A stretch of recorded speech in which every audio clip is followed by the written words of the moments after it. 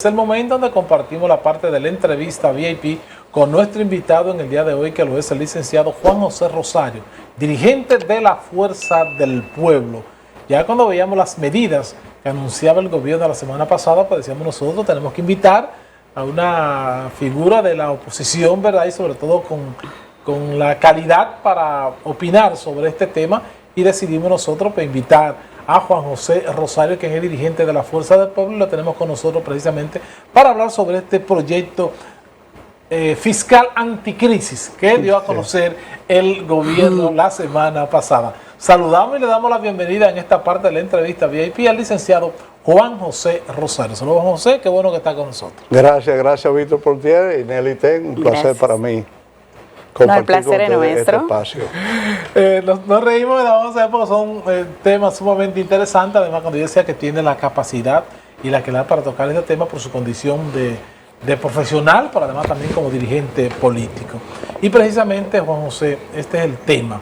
Este proyecto fiscal anticrisis, ¿verdad?, que dio a conocer el gobierno la semana pasada, que ha encontrado, y hay que decirlo, el respaldo de muchos sectores de la sociedad. Sin embargo, otros también lo objetan y hacen su cuestionamiento. Y en este momento pues, quisiéramos oír la opinión de Juan José Rosario en su condición de dirigente de la Fuerza del Pueblo sobre esta medida del gobierno. Gracias.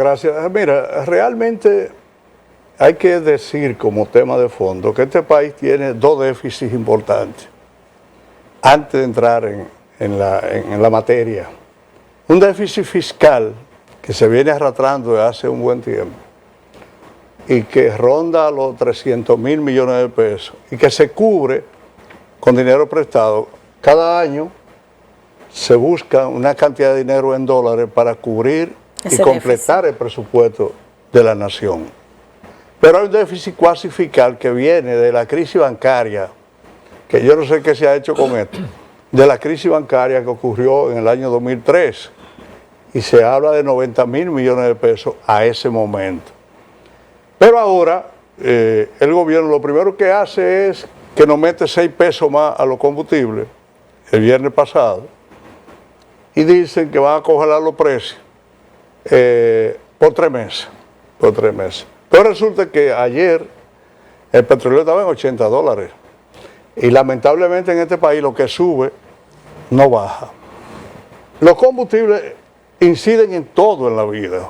Porque yo creo que comentaba en la entrevista pasada que la palabra energía es una de las palabras más importantes que hay en la vida, energía. Y entonces los combustibles inciden en todo. Ya ha subido 41 pesos los combustibles. Cuando el petróleo estaba a 50 y pico $, no lo bajaron. Se señala que el gobierno se ahorró alrededor de 80 mil millones de pesos en ese concepto. Y ahora han hecho un proyecto que yo digo que son remiendos, porque el tema de fondo aquí debe ser tocar con una reforma las evasiones, las exenciones, los combustibles subsidiados a las empresas, a los ricos, mientras un motoconchista paga, y tú y yo y nosotros pagamos el combustible al precio estándar, al que está, pues aquí hay gente que se le subsidia, empresas se le subsidia el combustible. Entonces, bueno, han llamado un proyecto anticrisis. Anticrisis. Por eso la sonrisa. Por eso la sonrisa. Sí, ya le han llamado así. ¿Y qué abarca? Bueno, una serie de medidas que tienen que ver con una parte, la microempresa, el anticipo no tienen que pagarlo. La pequeña empresa, pagadero en 3 periodos durante el año. Esos son elementos.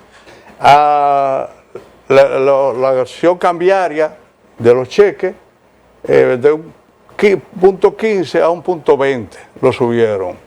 A los viajes al exterior, $10, ¿verdad? 20. Y por ahí María se va. Una serie de medidas que son parches y supuestamente buscan unos 50 mil millones de pesos adicionales al monto. Y hay otras medidas, pero que no son medio complejas. Yo quiero decir que todo lo que yo digo aquí hoy es a título personal, porque la posición de la Fuerza del Pueblo la va a fijar el presidente de nuestro partido hoy a las 11 de la mañana en una rueda de prensa que se hará para tales Pero fines. ojalá y que su posición coincida, ¿verdad?, con la posición que se va... Bueno, como oposición, la posición que yo levanto debe ser coincidente, debe ser con la posición que levanta el partido y que va a expresar el compañero Leonel Fernández en el día de hoy a las 11 de la mañana en una rueda de prensa. Pero realmente nosotros lo que vemos en el fondo de esto es que son remiendos que se están tomando a los fines del gobierno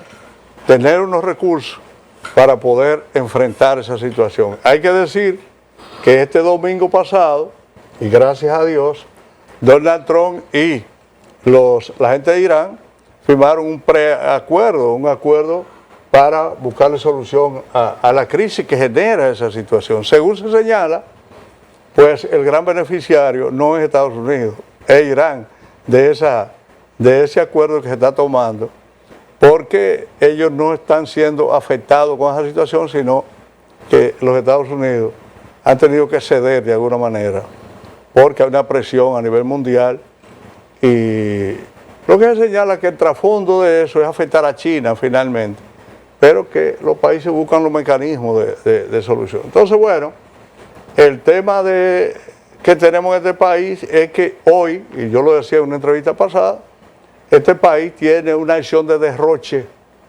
y no hay política restrictiva, sino política expansiva. El derroche que hay es enorme. Si cuando tú hablas de el gasto corriente rondando el 87% de los ingresos del país, entonces tú sabes que hay una situación que es insostenible desde ese punto de vista. Juan José, Aquí hay déficit por todos los lados. Sí, usted ha dicho una palabra importante, ha dicho parche. Eso sería en buen dominicano como tapar el sol con un dedo. Eso es uno. Y lo otro es, ¿entiende usted que estas medidas realmente no alivian este plan anticrisis, la parte de la clase media y la MIPYME? ¿Y por qué el miedo del gobierno a una reforma fiscal? Pero mira, porque lo primero es que debe haber una acción conjunta de toda la fuerza política a los fines de una reforma fiscal integral. Aquí la clase media, porque tú echas combustible todos los días o cada rato, y es cada vez más difícil la situación, porque cuando tú pagas 40 pesos más que se están pagando por los combustibles, con relación a lo que tú pagabas hace un mes, bueno, ¿a dónde golpea? A tu bolsillo, y tú eres de clase media. La inmensa mayoría de la población es de clase media. ¿Hacia dónde va la clase media? A convertirse más pobre. Pero la canasta familiar es exorbitante. Yo hace 2 meses compraba la libra de café en 419 pesos, y ahora cuando fui, 431. Sí, todo tiene 20 y tú dices, 30 pesos ¿cuántos más millones de libras de café tira la empresa que produce café en este país? Entonces, es una acción abusiva. Entonces, ¿cuál sería el planteamiento para buscarle una solución real a esta situación? Porque, ok, el papel de la oposición es criticar, porque algo bueno debe de tener. Bueno, habría que verlo en la práctica. Yo no lo veo. Yo no lo veo porque ¿quién es que paga finalmente los platos rotos? Los consumidores. Pero que eso es históricamente. No, históricamente, pero las acciones del gobierno deben ser justamente actuar en función de los sectores más necesitados. De beneficiar a la colectividad. La colectividad, pero ¿qué es lo que pasa? La masa grande de este país es la clase media. Y los pobres, siempre son los pobres. Entonces, la condición debe ser mejorar la condición de vida.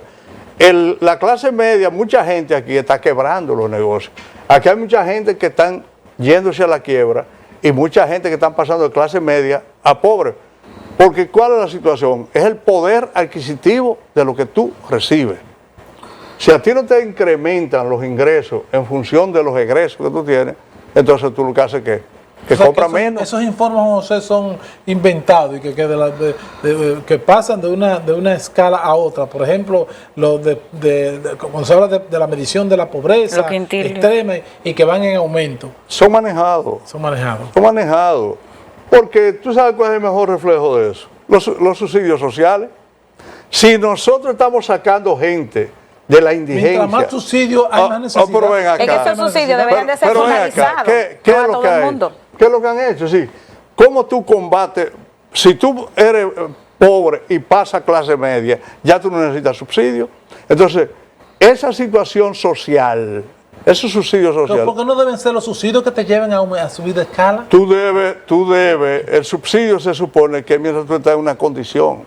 En la misma medida que tú cambias de esa posición, a ti debe eliminarse. Entonces, eso no se revisa. ¿Qué es lo que ha hecho? Que se ha incrementado los subsidios a esa población. Entonces, bueno, en un momento dado se crearon una serie de programas, Comer el Primero, que fue una acción de gobierno de Leonel Fernández, pero se supone que estos programas, el Bono Gas, el Bono Luz y todos estos programas sociales van reduciéndose en la misma medida que la gente va mejorando. Se supone, ¿va? Se supone que es así. José, no me has respondido lo de la reforma fiscal. El país no la aguanta, tiene miedo a hacerla. ¿Por qué en vez mejor la reforma? El miedo es de carácter político. De carácter político. El miedo es de carácter político. Yo siento que es una necesidad en algún momento hacer una reforma integral. Porque aquí se estima que entre las evasiones y las exenciones se habla de cerca de 300 mil millones de pesos, que es 6 veces más que lo que andan buscando con estos parches. ¿Qué es lo que pasa? En el 28 tenemos elecciones, y entonces, al inicio de una gestión de gobierno, es que se deben tomar esta medida drástica, fuerte, pero sé con el consenso de la población. No olvidemos nosotros que el año pasado el gobierno intentó hacer una reforma que tocaba profundamente los sectores, pero hubo que dejarla sin efecto porque la acción social que se veía en los sectores protestaron de una manera que se iba a producir un estallido social, posiblemente en la República Dominicana. Y eso no es saludable para nadie, para el país. Entonces, yo creo, Nelly y Víctor, que hay una situación y es que no se ha querido enfrentar el tema de fondo que hay en este país, que justamente te decía, hay un déficit fiscal, te decía que hay un tema que tiene que ver con las evasiones. Mire, señores, solamente el ITEVI, si se cobrara a pie juntilla, como decimos, se habla de que un 40% del ITEVI se evade. Oye bien, evasión fiscal. Pero, José, lo que yo a veces no lo asimilo, porque es que históricamente ha sido así, o sea, y nunca se ha podido ser eficiente. Pero esa es la peor palabra que uno puede decir, que la gente siempre ha sido así. No, yo te lo diciendo es que, por ejemplo, que cada vez que nos vemos una crisis, esos temas hay que tocarlos, pero es que nunca hemos podido ser eficientes, por ejemplo, en el cobro del ITEVI, de manera que ahí están los recursos que necesita el Estado para, hoy lo que anda buscando el Estado es posible que estén ahí. Sí, lo que pasa o por lo menos una parte significativa. Lo que pasa es que el que hizo la ley hizo la trampa. Esa es la misma frase, Nelly. No, pero es verdad, eso es verdad. Es decir, el primero que tiene que ser transparente es el gobierno en el manejo de la situación. Y la sociedad. Entonces, ¿el administrador? Es el administrador del Estado. Aquí hay negocios que están quebrando, te decía hace un momento. Y hay una situación sumamente difícil, real. Tú ves por otro lado abriendo negocios, por una zona donde yo vivo y todos los días abren un restaurante o un negocio, pero lo cierto es que cerrando. Lo cierto es que hay una situación sumamente difícil.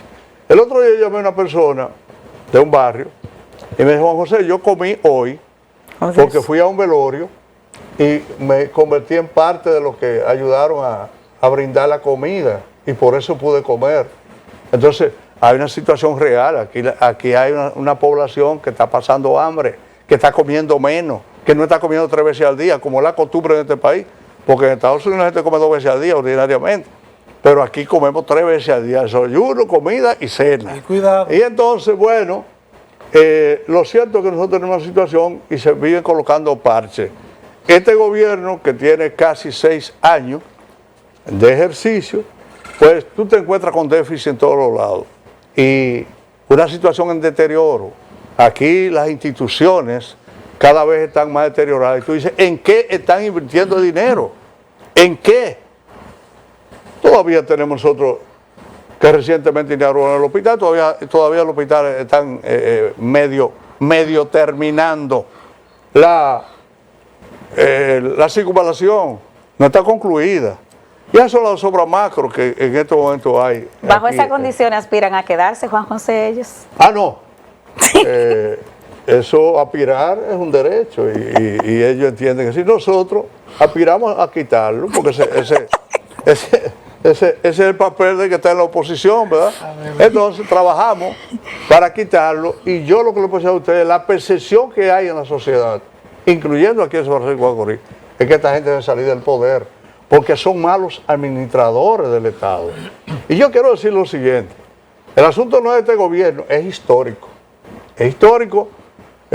Ustedes, Nelly es un poco más joven, pero ustedes recuerdan, o por lo habitual de la historia, Antonio Guzmán, que se considera que fue el mejor gobierno que tuvo el PRD.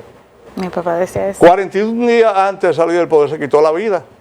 ¿Y por qué? Porque el gobierno Jorge Blanco era la consigna, era mano limpia. Mano limpia. Y él tenía el temor de que su hija, Sonia, que el marido de su hija, que Dios lo tenga en gloria, que murió, José María, lo metieran preso. Lo metieran preso. Pero llega Jorge Blanco y en el 84, una poblada, Peña Gómez, que también murió, decía, bueno, hizo que Jorge Blanco tirara la guardia a la calle y mataron cientos de dominicanos. Pero en el 2000, oigan bien, la única vez que este país han matado a un senador en ejercicio, lo mataron en el gobierno de Hipólito Mejía, a Darío Gómez, un tremendo senador de Santiago Rodríguez. ¿Y por qué lo mataron? ¿Por qué? Lo voy a dejar en el tapete. La investigación. Pero llega Luis Abinader y 2 años después matan el hijo de Jorge Blanco en su propio despacho. ¿Y quién lo mata? Un compañero de él. No fue de la oposición ni una gente de la sociedad que fue. Un compañerito de él. Por eso pudo entrar como perro por su casa, entrar al despacho de él sin que le quitaran el arma, sin nada, con una pistola y lo mató. Entonces, ese es el tema que tiene que ver con la historia de este partido. ¿Usted lo que quiere decir que se matan uno con otro? ¿Eh? Que en ese partido se matan uno con otro. Matan, pero no solamente son acciones drásticas. Drásticas. Que a uno lo que le da eso es pena que se produzcan situaciones de la naturaleza en un partido político en el poder. Pero cuando llegan, y también esto es histórico, los recursos lo invierten en su gente. Aquí hay, y lo decía Luis Abinader en la memoria, cuando el debate no en la memoria, cuando el debate con Leonel, que él ha pensionado más de 70,000 personas. Y lo grande del caso es que tú te pasas 20 años trabajando. Aquí hay gente que tiene 19 años, 20 años y no están pensionados. Pero gente sin haber dado un golpe nunca en el Estado. Aquí hay pensiones en San Francisco de Macorís de 150,000 pesos, sin haber trabajado nunca en el Estado, por ser un dirigente importante del PRM. Pero recientemente, de parte del ministro de Educación, fueron a una comunidad llamada Los Balajoya, aquí, y pensionaron alrededor de 30 personas con sueldito de 7, 8,000 pesos. Entonces, bueno, es poco, pero eso lo sacan de las arcas del Estado. De lo que usted paga, yo pago. Lo pagamos nosotros. Juan José, yo creo que usted va a tener que venir, usted se nos pierde más a menudo aquí al programa, ¿verdad? Para hablar, tocar esos temas. Sabe que estamos ya 1 año y pico de las elecciones, hay que ya tenemos que seguir hablando de política. Yo quiero reiterarle que Ponle un cemento a Juan José. Un inmenso placer compartir con ustedes y estoy a la entera disposición de venir cuantas veces ustedes así lo entiendan. Lo que sucede es que yo, como es natural, debo esperar que ustedes me llamen. Sí, porque la otra vez le dijo eso también. Los que disponen del tiempo. Nosotros, aprovecho para decirles que nosotros escogimos una cantidad de compañeros para que sean portavoces de la Fuerza del Pueblo. Y en ese interín, en esa acción, nos gustaría que podíamos darle la lista para que nos inviten algunos compañeros, para no ser solamente yo, sino que aquí está Alberto Vázquez. Alberto es parte de la familia. Bueno, pues de la familia, pero de la Fuerza del Pueblo, es un dirigente. Entonces puede venir en otra característica, porque viene a abordar. Y a Alberto no le saque guante al gobierno. Viene a abordar un tema específico, ¿verdad? Un tema puntual. Sí, siempre. Pero esos temas generales, Alberto, de política, Alberto es una persona que tiene mucho conocimiento y puede abordarlo. Así es, Juan José. Nosotros queremos agradecerle de verdad que haya aceptado una vez más esta invitación, que van a venir otras invitaciones para seguir tocando estos temas con Juan José, que tiene la calidad y tiene el bagaje para nosotros pues poder invitarlo y tocar estos temas de actualidad en política, economía, en múltiples son los temas que podemos tocar con Juan José Rosario con su experiencia que tiene. Si me permite decir, yo no soy economista, Lo que pasa es que los políticos deben manejar temas económicos porque la política se nutre de la parte económica. Sí. Entonces, no soy economista per se, pero los temas ambientales, los temas sociales, bueno, esa es mi área. Nosotros teníamos un compañero que ya papá Dios lo va a buscar, que es Ezequiel González, que para muchos la gente pensaba que él era economista. Él tiene un segmento de economía. Entonces, si ser economista, él abordaba esos temas, yo decía, desde mi punto de vista personal, con mucho mayor profundidad que un economista, porque él lo decía en términos digeribles, que la economía son aburrida, o sea, tú eres un economista hablando y sobre todo porque la mayoría no conocemos. Son conceptos muy profundos. Exacto, entonces él lo tocaba en términos digeribles y la gente le gustaba muchísimo. O sea, que el hecho de que usted dice que usted no es economista, pero tiene la capacidad de poder tocar temas que realmente lleguen y la gente pueda asimilar. A la entera disposición de ustedes. Muchas y gracias. Siempre agradecido de participar en este espacio. A los televidentes y a ustedes. Dice Bernabé que él también es de los voceros, Bernabé Matos. Muchas gracias. Fue el licenciado Juan José Rosario, dirigente de la Fuerza del Pueblo, compartió con nosotros en esta parte de la entrevista VIP en el día de hoy. Gracias, Juan José, por estar Gracias a ustedes. Víctor Puntiel, junto a un equipo de experimentados profesionales, hacen de Contacto Diario la revista matinal más completa de la televisión regional. Entrevistas, análisis, comentarios, reportajes, deportes, farándula y todo el acontecer nacional e internacional. Estás en Contacto Diario de lunes a viernes de 8 a 9:30 de la mañana por el canal 8 de Telenor.